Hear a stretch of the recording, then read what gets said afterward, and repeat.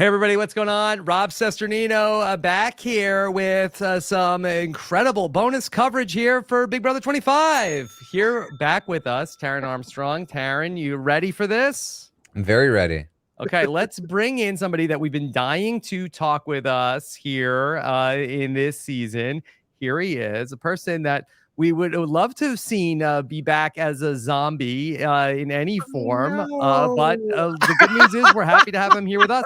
Hisam, how are you? I'm good. I'm good. I would have been a cute zombie. I would have been one of the best zombies ever to zombie. Yep, you could have pulled it off.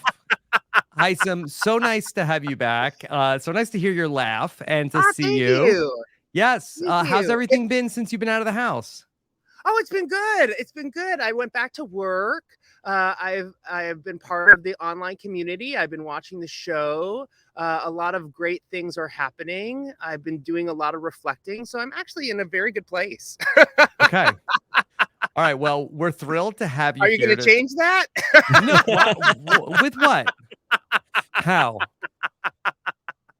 No, we're thrilled to get the chance to talk to you, Hisam, and hear about everything because, at the time, we were thinking like maybe this was not such a great idea to get rid of Hisam. Do you feel like that you've been vindicated by how things have gone for the former professors? Almost. I mean, I won't feel totally vindicated till they're all out. Oh. I mean, the truth of the matter is that like the professor's game tanks after they evict me, right? And we sort of watch it happen. I had an idea that would happen. Just other people didn't believe me. Yeah, you mentioned that you were doing reflecting. I know that like the week that they did turn on you, you talked to them a lot about like how they felt about you and all of that. How are you feeling about all that now? Yeah, I mean, I've had an opportunity to sort of go back and watch some of the tapes. I've had an opportunity to go back and watch some of the live feeds. Some of the things that they said are hurtful. And I've been reflecting on that. And I've been reflecting on like what part of that is character and what part of that is gameplay. The other thing that I've been reflecting on is that how do they end up evicting me? And one of the things that I wasn't paying attention to, but have reflected on is just sort of like classic game theory, which is, if two people are given an opportunity to make money and one person's given $10 and then you are to split that money and the first person gets to decide and the second person gets to decide if they accept. The logical answer is that whatever they say to you, you would take it because it's more money than you had. But the truth is that that's not how people operate, right? That if you're offered something too low, then an emotional response comes in and you don't take any money and no one walks away with anything. And I think that happened with me and the professors. Is that the logical thing would have been to keep me for as long as possible. Right. But for some reason, I cross an emotional barrier or an emotional line where people feel like, no, it's too much. He's gone too far and they cut me. And strategically, it's a terrible move. Even people who hate me and have been on the feeds like that guy's annoying as hell. Even they are like, you should have kept him. Everyone who basically comments on the game is like, you should have kept him. So the only thing that I can think of is it has to be an emotional response, right? And there's some players who still believe that was the best thing, but like there's some people who believe that the earth is flat and it's best not to argue with them.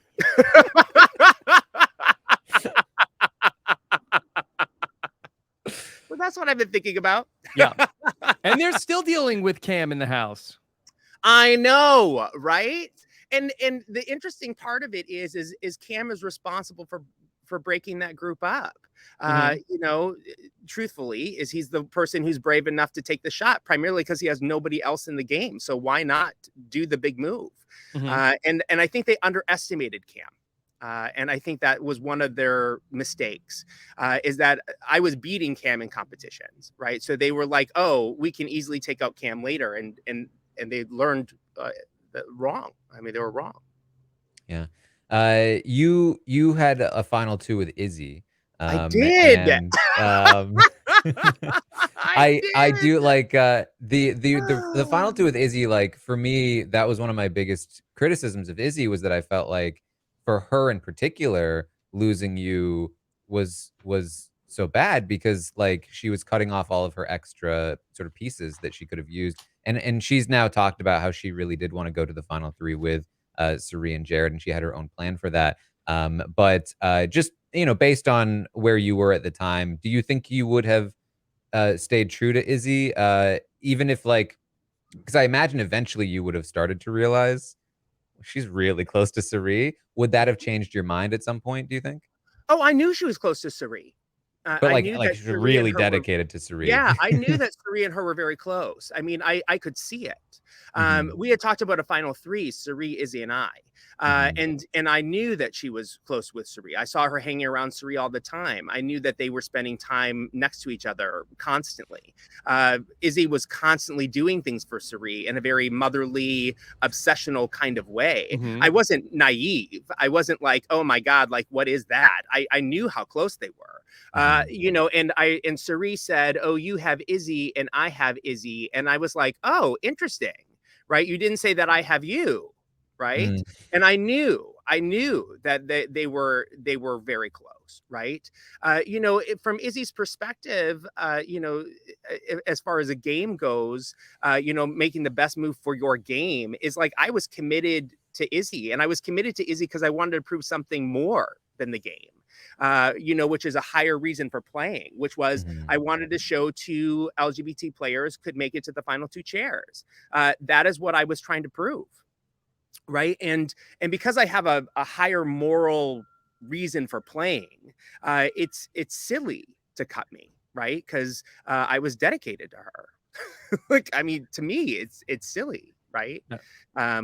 But I think it was like, I've watched some of the feeds where she said like, how dare he thinks that he gets to go to the final, like to the mid game. He thinks this, he thinks that, and it was just I think she thought I was too arrogant to keep, and so she cut me. Hisam, have you been able to connect with Izzy outside the house yet? It's not that I haven't tried. I have tried. I know that there's rumors that I have blocked Izzy. That is not true. Like, I have not blocked Izzy. Like, I'm happy to have a conversation with Izzy. Like, I think that hopefully Izzy will have some time to reflect on some of the things that she said, and if she feels like there's an apology in order, that she will do so. And that is what I'm waiting for a conversation to get started. Okay. We saw this Izzy, if week. you're listening, we're happy to facilitate a round table of the professors. But here's what I don't want. I don't want people thinking that people in the LGBT community are at each other's throats or that we cannot get along. Certainly not. And I want to be really clear that I have every intention of trying to mend a relationship with Izzy. I have no ill will towards Izzy. My personal feeling about Izzy is that I think that she has said things that I feel warrant an apology. Whether she believes that or not is up to her. And the second part of that is that strategically, I think that this move makes no sense, and we're never going to agree on that. Yeah. Do you feel like in general, once everyone is done with the game, that you'll be able to sort of like all be friends and just kind of like put it behind you, or do you feel like there are some things that might sort of like be in the way of that if people are unwilling to budge? Yeah, I mean, I just think it's really hard for 16 people all to get along and to be Mhm. really close. And if you're just sort of looking at like sort of how group theory works, right? Like there's an equation of how many connections have to happen in order for everyone to feel welcomed and accepted. And that's like it's like the number of people playing times the number of people minus 1 divided by 2, and that tells you how many connections you have to have. And by the time you're at 16, 17 people, you're at more than 100 and some connections. That's impossible, right? It's impossible to maintain that many connections with all of the other connections that you keep in your normal personal life. So I hope that from this experience, there will be a few people that I maintain really good relationships with. But the idea that I would stay in contact, or that any of us could stay in contact with all 16 of us, excluding themselves, like I think is, I think it's not realistic. I'm older. I'm 45. I just have an idea of like, what it takes to have a friendship, what it takes to maintain a friendship, what it takes to actually foster friendship, what does it take to actually have them continue with longevity. And we played a game, and the game is antagonistic by its nature, which is I have to beat you, lie to you in order to basically win the $750,000. And the way that people perceive me and the way that I am outside of my gameplay are different people. And so, Who are the people that you think you would want to like be friends with, think that you might be friends or the close with? I really love Mimi. I really love Mimi, and I think that Mimi and I could have a good relationship. And the mistake that I made in the game is I didn't get to know Mimi well enough. Mm-hmm. And Mimi would have been the person who could have said to me, "You're doing too much." And Mimi is a strategic player. I think that she is smart. I think that she is super talented. I think that her background working in politics, she just has a very good way of holding people accountable. My mistake was I got to know Mimi too late. And if I could do it all over again, I would have found Mimi earlier and made a final two with Mimi. Yeah, famously, she said the math wasn't mathing when they were trying to get you out. Yeah, because I think that Mimi knows, right? Like Mimi is playing smart. She's playing the game to win, right? She's not playing the game like, she runs elections, right? So she doesn't care what happens, like, in the primary, as long as you win the general. She doesn't care, right? Yeah. And so, and she's working on trying to get like bills passed into law, right? So, which she does, right? So she knows how to navigate people and systems and how to win a war, not just a battle, right? And that was the mistake that I made. I should have found Mimi sooner. What outcome would you prefer to see happen on Thursday? Would you rather see Cam or Jared have their game resurrected? Cameron, of course, right? Why do I want Cameron to come back? Because Cameron is the reason everything is falling apart for them. And they could have had an opportunity to actually evict Cameron, right? And we would be on very different sides, right? We'd be having a very different conversation. Now, I love that Cam is disrupting things. I love that Cameron isn't afraid to actually make a game move. I think that's one of the criticisms that has happened this season is who's playing the game, right? And Cameron is playing. Right. And regardless of your personal opinions about Cameron, he's at least trying to win. Yeah. How did you feel when you saw that for the second time this season, we're going to have more second chances for players that are not you? Oh, come on. I was like, we have 11 people playing the game and 3 have already been evicted and they're still in the game. I was like, this is like a little less than 30%. I was like, come on. I was like, this is a lot. I was like, this is a lot. And the problem is that it doesn't reward good game playing. Right. In my opinion, it doesn't reward good game playing. Like now, yes, you should be flexible and adaptable of such. But like the idea that you can basically evict people and you can have them repeatedly come back, it just makes the game really hard. And why would you want to win any power? Right. Like the minute you win any power, you send someone home and they come back or they're never evicted. Like it screws up your game like permanently. Like that, I think, is what we're seeing in the house is no one wants to win any power. Which is why this season has been a little bit more on the softer side of power, which is like form all the alliances, break all those alliances, turn on your alliances, right? But winning power is different in this season. Hisam, in watching your HOH, I felt like that this was something that was on your radar in terms of the way that you sent Riley out of the game, that I felt like, and correct me if I'm wrong, that you were sort of preparing her for a scenario where, in a post-Riley world, that maybe Riley could be coming back into the game. Was that something that you were thinking about? Of course, which is why I want to send all of her allies out with her, right? Like I wasn't stupid. I was like, the week that they send me out, you send Matt out, right? Like you take me off, you don't put me up, you put Matt on the block, you send him home. The next week, we basically are in the pressure cooker, right? Like we send another one of their people out. We win that, we send another one of their people out. Like, the thing about group dynamics that I don't think that my team understood, or maybe they did and went against it anyway, is that the people that you meet at the very beginning are likely the people that you'll continue to work with towards the very end. And we've seen this season after season, and it's supported by group theory.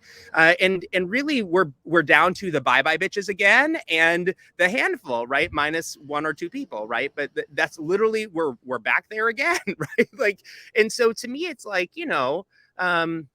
you have to consider, you have to constantly go after the other side. The idea that you would cross over on the other side when they were already formed is just silly. And you can maybe do that in a game like Survivor, but you can't do that in a game like Big Brother. Yeah, I have some sound bites from you in the season, and this is sort of how I thought you might react to the zombie twist. Gross, disgusting, slimy, and a tad unfair. How close That's am perfect. It's Okay. perfect. It could not be any better, right? Like I was like, where are all the second chances when I was in the game? I was like, literally, I missed every second chance. I was like, you've got to be kidding me. If you had been after they voted you out, you had promised them loyalty if you had stayed, but after they voted you out, had you come back in as a zombie, what would have been your game plan? Are we talking about like what at the time of the game that Cameron is playing? Or are you talking about like when Like, I was out? When you were out, so because like you were promising if they kept you, Oh you would yeah, still be yeah. I loyal would have to them. stayed loyal. But if they voted you out and then you came back in, would I you would have still have stayed been loyal. Yeah, and I'll tell you why. Strategically, it makes no sense to go the other way.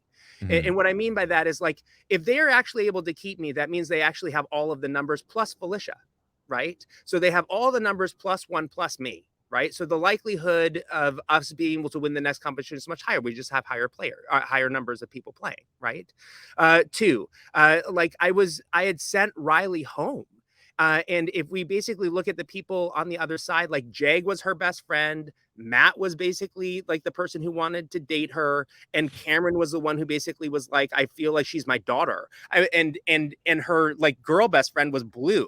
And there's no planet where they're all going to be like, oh yeah, we're cool with Hisam now. Like, like especially then. Now maybe later that would have changed. But you know, the truth of the matter is like it would make no sense for me to strategically change my plan, and it also makes it very easy to who my target is, and it makes my game very straightforward, which is how I wanted to play. I wanted to play a very straightforward, very loyal, very direct, right in your face type of game.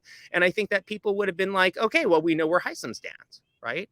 And I think that's powerful. I actually think it's powerful to know where somebody stands, right? As opposed to someone like Corey, right? And one of the reasons I wanted Corey out is like, Corey, you could never decide who he was playing with.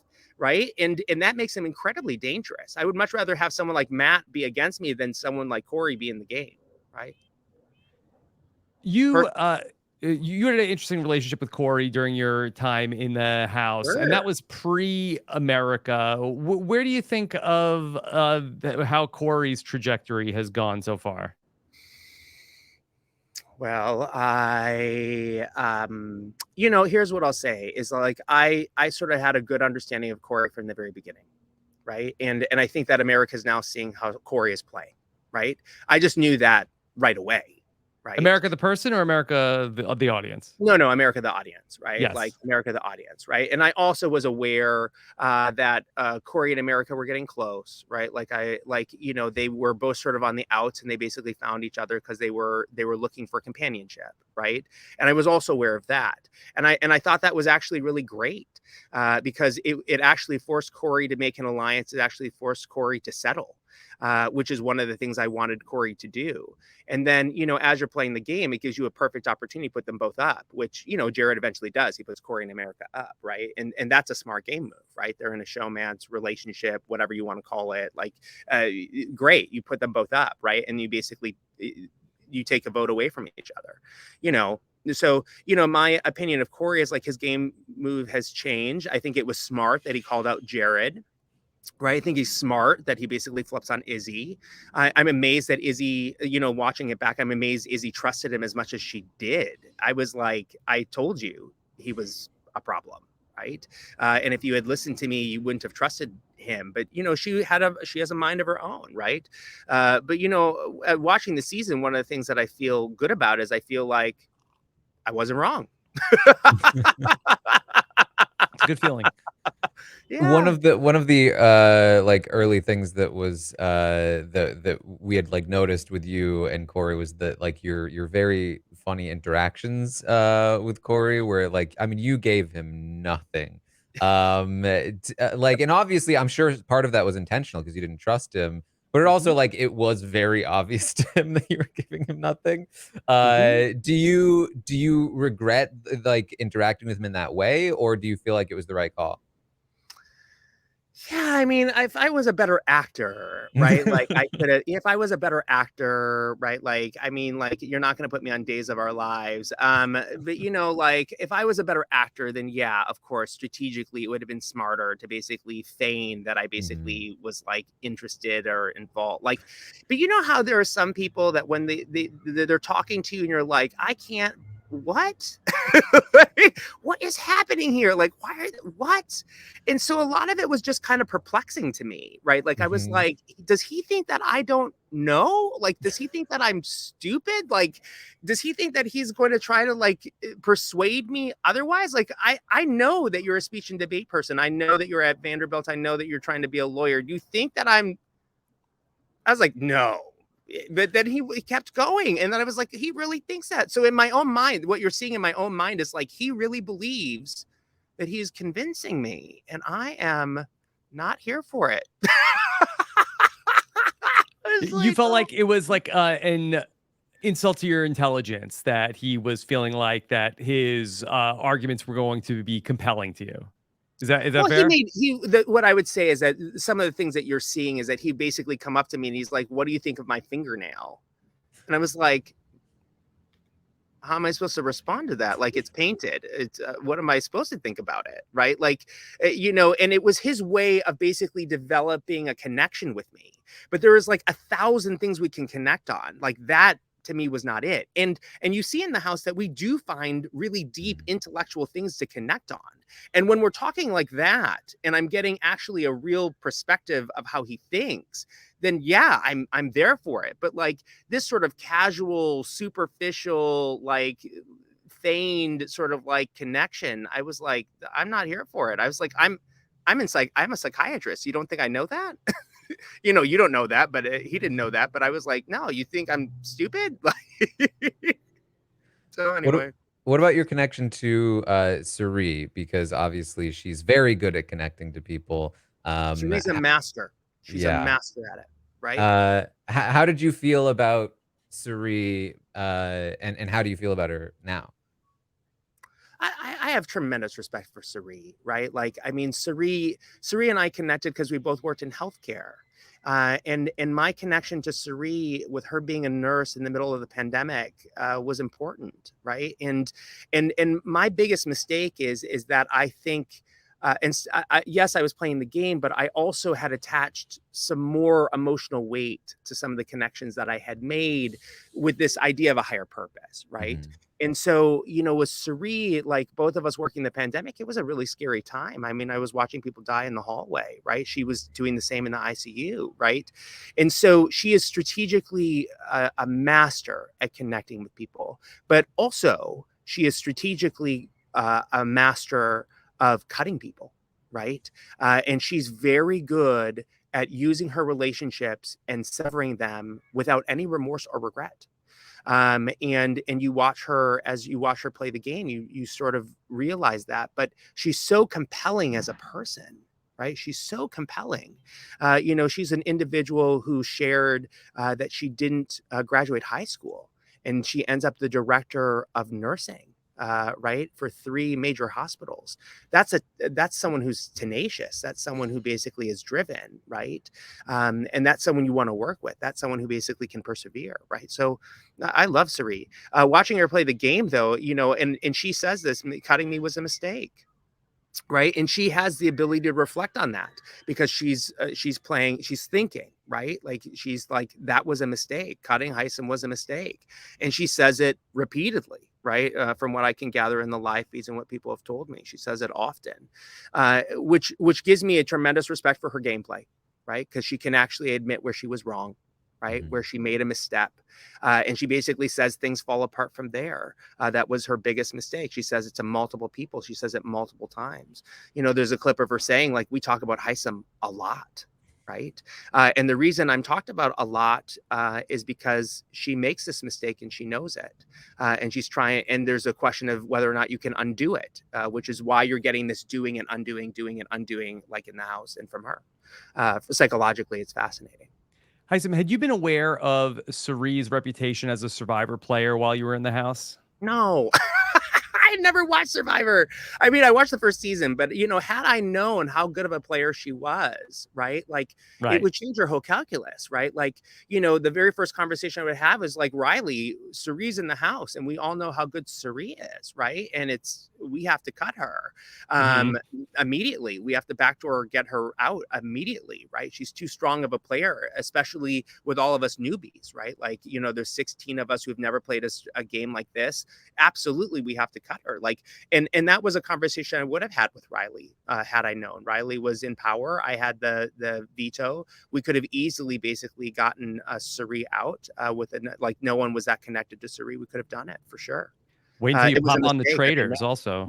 Yeah, trader, snake in the grass. I mean, this woman knows what she's doing, right? She's a professional, right? She's a professional game player, right? And anytime you're playing, like, it's like, do you want to play against the grandmaster in chess, or do you want to play against, like, you know, the person who just started playing the game?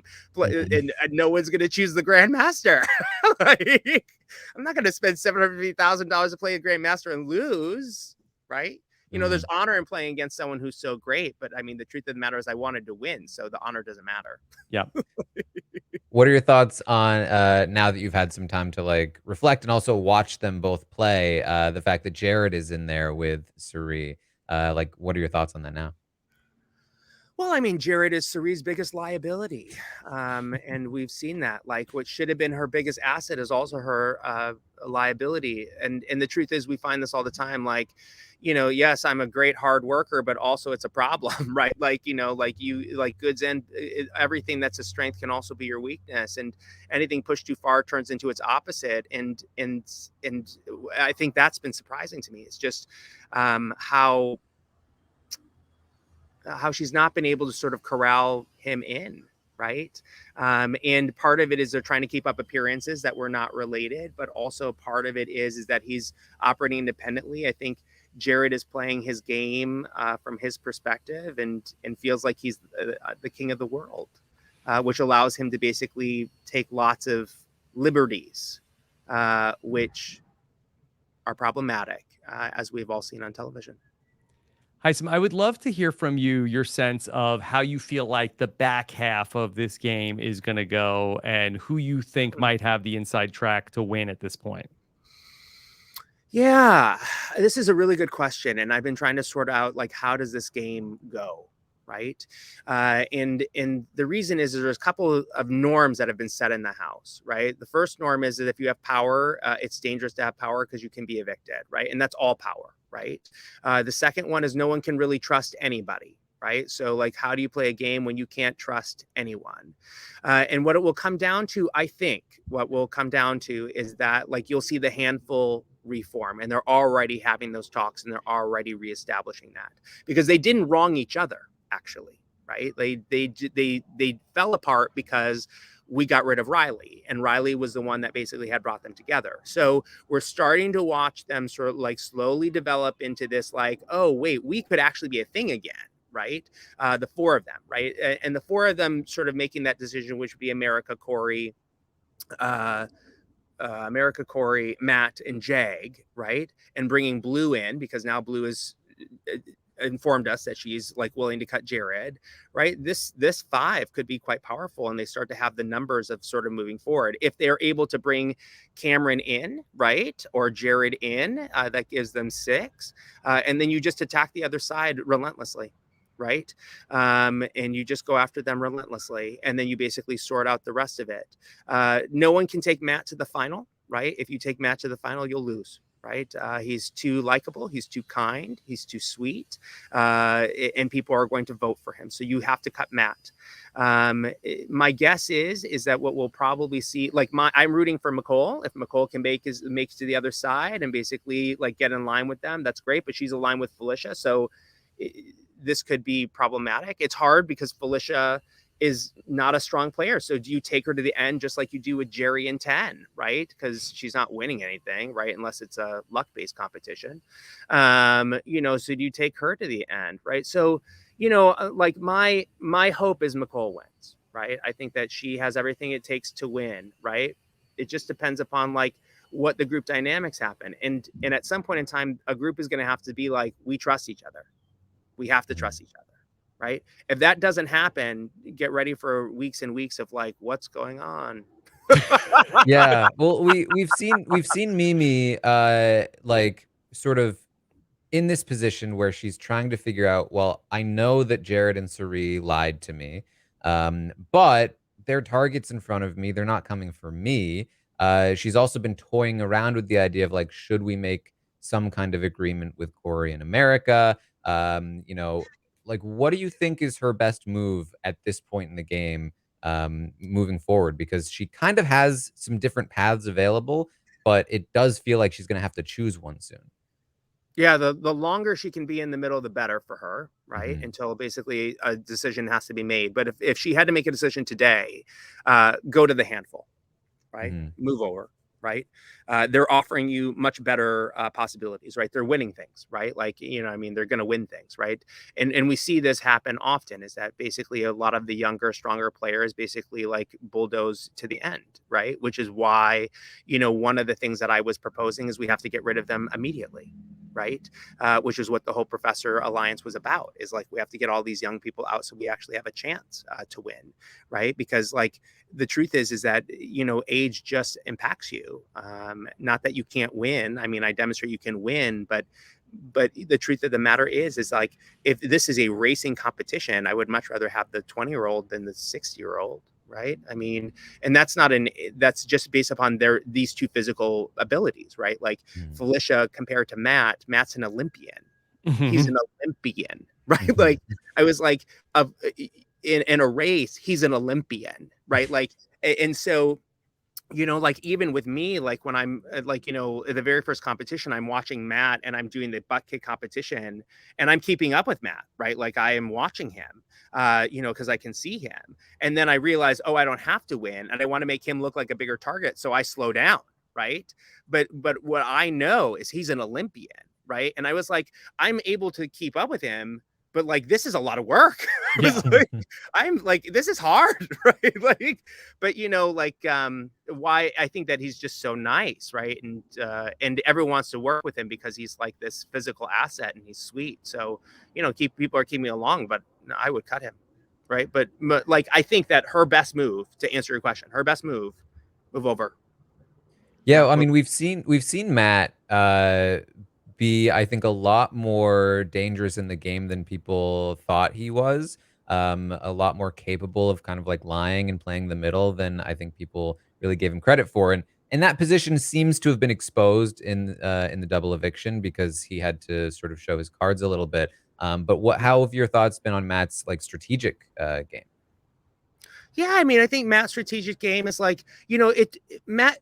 It took some time for Matt to play the game because he was just he was sorting it all out with his disability, right? After a certain amount of time, his disability becomes less and less of a hindrance. And what I saw Matt as was a really strong competitor and an Olympian, right? I was like, you want the Olympian to stay in the game? No. But as he's sort of moved on in the game, yeah, he's become a lot more strategic, right? Like he's found himself like great in the middle. He basically has now picked a side, and he's picked a stronger side. He's picked the side that he was naturally aligned with. You know, if you watch the first episodes, Matt has a dance, right? So if you watch the first episodes, Matt has a dance that he does, and what I noticed immediately is everyone was supporting his dance, right? Like they had seen it before, right? Like they were all cheering and supporting his dance. Like he's very akin to that group. So sticking with that group, sticking with Jag, sticking with Blue, like is his best strategic move, and he's doing it, right? He basically tells Jared in the double eviction, "Bye, buddy." He tells him, like, you know, he gets picked for the veto, and he basically shows him, like, "I'm not with you," right? That's a baller move, right? That's a baller move. Like, and I like, and by all means, I'm like, way to go, Matt. Like, play that game, right? Play the game.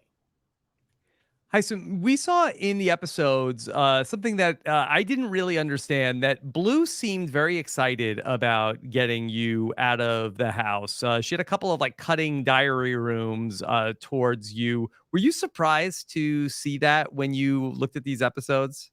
No, I was like, well, Blue is opinionated, right? Like Blue is an opinionated woman. I think that she has a couple of inconsistencies, which is like like the very last message, she's like, "You played an honest game, but I'm ready to get your lying ass out of the house," which I'm like, which is it? Mhm. I mean, so what I'll say is that there's a turning point that happens, right? There's a turning point that happens with Blue, which is, my old Alliance members basically say that I'm using my LGBT connection with them in a way of exploiting it for greed. And she basically feels that way. She basically senses that. And then immediately her response to me sours. And understandably so, if you thought that someone's basically using their connection to your personal identity to exploit you for greed.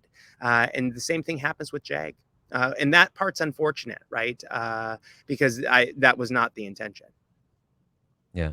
What has been your experience with like the being out of the house and, entering the social media world and getting to see all of the different reactions to you in the house? Like, what has that been like for you? Yeah, I mean, I didn't realize I'd be so polarizing. I mean, like people either really love me or they really hate me, and that part was a little bit surprising to me because in my normal life, I spend a lot of time with patients and do a lot of like taking care of people, and I also it's interesting to basically see how like my normal persona as far as like being direct with a plan in medicine is helpful there but not helpful in the Big Brother house. Yeah. It's like, so that was kind of eye-opening.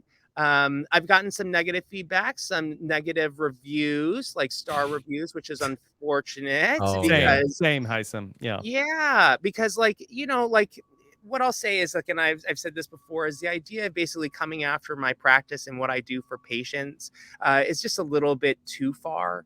Mhm. Oh, on You your can, business, you literally got negative reviews. oh yeah, people basically posted that I had taken inappropriate pictures of them while I was examining them, Yeah.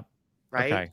And when that Jail for everybody who's doing that. yeah, so to me it's like people look at these things. Also, there's a medical board that looks at these things, and like these are not true, right? Mhm. I would never do that, and thank God that my hospital doesn't believe these things. But also at the same time, it's damaging Mhm. and inappropriate.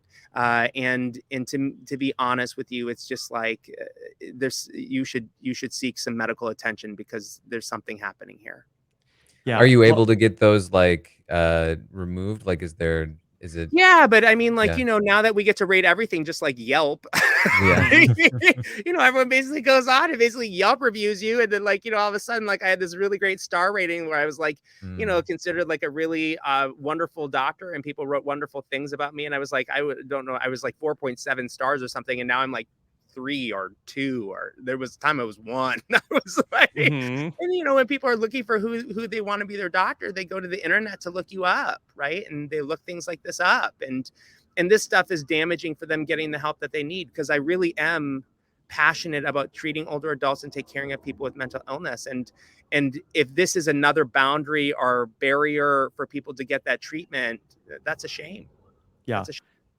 Well, that's horrible to hear because I thought you were such a fantastic person to have on the show. And whether people rooted for you or rooted against you, I feel like that if you do not appreciate what you brought to the season in terms of the way you played the game, that I think people are doing Big Brother wrong, because I just thought you were so much fun to have in this season. Oh, thank you. Thank you. Thank you. I had a great time, right? Like I had a great time. Like and I love the game, right? And what I love about the game is it's like it's beautiful social theory, right? Like and it plays out in real time. And as someone who basically deals with mental health and deals with sort of like social dynamics, I was like fascinated to be playing the game yet also be observing the game, right? And I think that that's what people may have missed, like when I was like looking at like staring off into space, as I was just amazed at how the mechanics of the game, and I was amazed at the mechanics of the people. And one of the things that you don't see is like I'm having very general conversations with people, but I'm also assessing them, right? Like I had a good assessment on most of the people, which is how I could predict what was going to happen, and sort of like how we could stay together. Yeah. but there was no second chance for me. Not yet. Not yet. Right. Well, speaking of second chances, we've seen a lot of Big Brother players either coming back for another season, maybe doing some other shows. Is that something you'd be interested in? Yeah, of course. The challenge? Yeah, of course. Right? I'd be interested in the challenge. I'd be interested in Big Brother. I'd be interested in Survivor. Here's the deal. Like the biggest asset that I had going into the game was that people did not know I was a doctor. Right. Yes. The biggest asset I had was that I was actually able to collect a whole bunch of information in a really non-threatening kind of way, and basically actually develop archetypes and assess people for how they would behave. Right. That was my biggest asset. Now that people know that, I'm a little bit worried. Okay. Challenge USA 3. Let's make it happen for Hisam. Okay. How about this? Could you tell us a little bit about Bowie Jane and where she figures into everything? Because some people feel like, okay, what is she even doing? Others like, oh no, you're sleeping on Bowie Jane. Is she a contender in your opinion, Hisam? Yeah, I mean, if anyone who basically has like Bowie Jane's game at this point in time, and maybe I'm giving her more credit than people would, is that this game having any amount of power is dangerous. It's really dangerous. It gets you evicted. And we have literally seen every HOH or veto winner leave, with the exception of Jag, who's been saved, and Jared and Cameron, who've also been saved, right? But the only one outside of that is Felicia, right? Where you could make an argument that like people are not threatened by Felicia and people have attributed her win to some luck, right? So if you are Bowie Jane is really smart by not taking any power, and nobody has any bad opinion about Bowie Jane, right? And what I think people forget is she's a lawyer, right? Like she's a barrister, right? She's not stupid, right? She's actually thinking about how she sort of fits in. She's playing a very straightforward, no ruffles kind of game. And what we're watching is like all the power players or anyone with power are being taken out. So could you make it to the end without taking any power in this house? Yeah, you could. And Bowie Jane, I think, throws the wall competition. There's some disagreement about whether that happens. Yep. She throws it. Smart, doesn't take any power, right? Doesn't have to make any decisions, doesn't have to choose a side of the house, but it demonstrates that she's strong enough to be successful. And I also worked out with Bowie Jane. Bowie Jane had a personal trainer. She was doing CrossFit. She was in the gym all the time. Like, I think that people are making a mistake by saying that Bowie Jane, like, she looks like she's on vacation, which is like the perfect ruse, right? Like, I'm just here to make friends. I'm just here to basically have a good time. I just don't want to have to pay rent. Like, but the truth is like, in this house, you know, if I was going to play this game again, like, power is bad here, right? Like, it's like, it's the minute you have any power, you're gone. And Izzy had soft power and she's gone, right?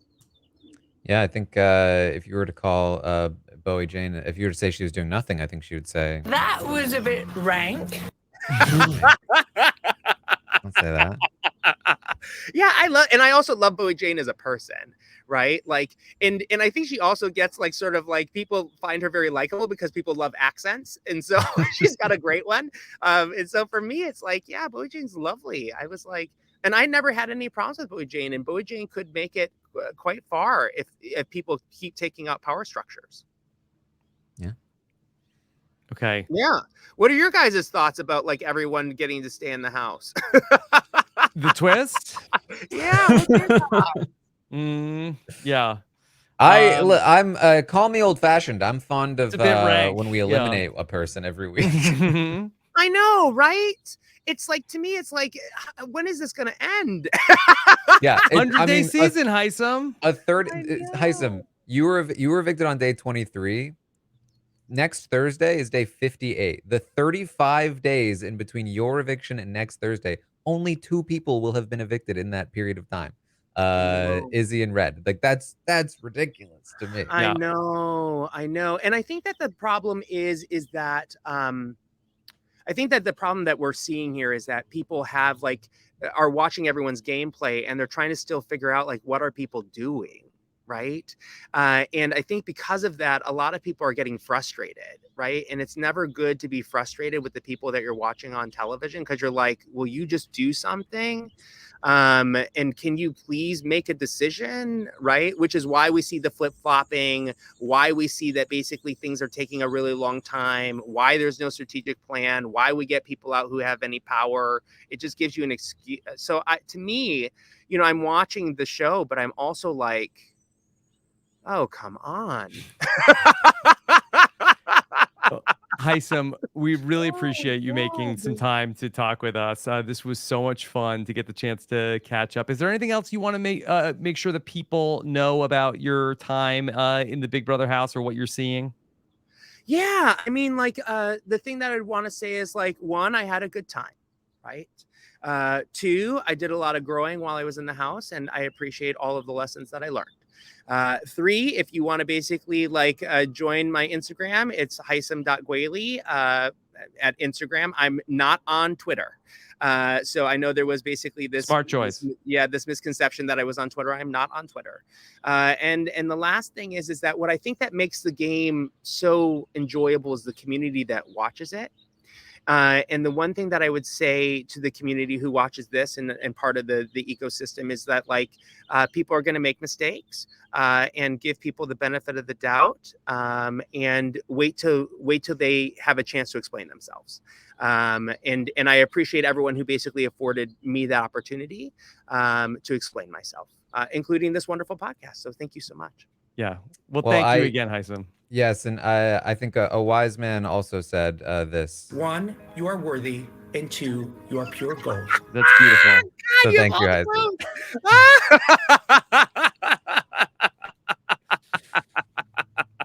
Thank you so much. Thank you for including me in this. I really appreciate it. Yeah. Okay. Anytime you want to come back and talk about Big Brother or anything, you watch any of these other shows, Hisam?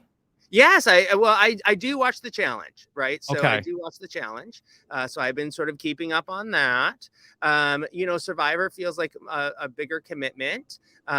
You know, and not compared to Big Brother. Oh, that's true. It's only 28 days. I would have made it to the end. You got to start scouting all these people that you're gonna be on the challenge with, Hisam. Yeah. I mean, here's what I'll tell you. Is like I'm willing to do any adventure, right? Including an adventure that's not one of these competition shows. Like, you know, if you want to put me on Nailed It, I'll do it. I can't make with a damn. So about like buddy games. Yeah. Buddy games? Buddy games. Let's do it. Like I love a challenge, right? I love a challenge, and I will bring my very best to a challenge, right? So yeah. Okay. All right. Well, Hisam, thank you for making some time for us. For everybody else, Taran and I just spent the afternoon answering questions from the patrons of RHAP as a Podcast on our patron Q&A earlier today. You can find that in our patron podcast feed, and make sure you're subscribed to everything else we're doing, covering a Big Brother and all of these reality shows at RHAPasawebsite.com. Taran, what's coming up for you? As always, you can find me on Twitch, twitch.tv/Taran Armstrong. I'm watching the episodes live with everyone, hanging out, playing games, doing all kinds of fun stuff over there. And you can find me on Twitter at Armstrong Taran and Instagram and all those places. Okay. Yeah, your Instagram is fire, by the way. Whoa. Yeah, you're rock climbing. Nice work. Thanks. Yeah, that's a little plug. There you go. Well, Hisam, if you ever want to go rock climbing with me, I'm down. Okay. All right. Well, Hisam, thank you again so much. Thanks for listening, everybody. Take care. Have a good one. Bye.